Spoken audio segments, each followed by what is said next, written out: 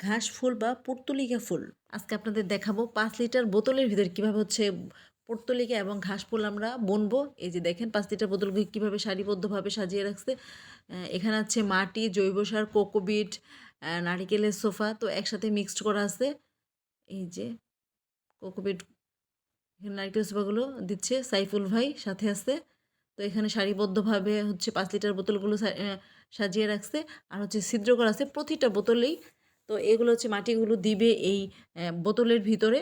তারপর হচ্ছে গাছগুলো সুন্দর করে ওই ছিদ্রের ভিতরে দিয়ে দিবে। এই যে দেখেন প্রতিটা বোতলের ভিতরে হচ্ছে একটা করে পাইপ দেওয়া আছে। ওই পাইপের ভিতরে পানি দিবে। পানি দিলে প্রতিটি গোড়া গাছের গোড়াতে চলে যাবে।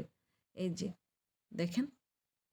তো এই গাছগুলো টুকরো করে রাখা আছে। এই টুকরোগুলোই এই ভিতরে দিয়ে দিবে ছিদ্রের ভিতরে। তো অনেকটাই হয়ে গেছে লাগানো। এই যে দেখেন এই ফুলগুলো স্যার বিভিন্ন জায়গা থেকে কালেক্ট করছে। এখানে বিভিন্ন ভ্যারাইটির ফুল আছে। তো এই তো আমাদের লাগানো শেষ। তো সবাই কমেন্টে বলবেন কেমন হয়েছে। এখানে ফুল আসবে তো আপনাদের দেখাবো। সবাই সুস্থ থাকবেন, ভালো থাকবেন।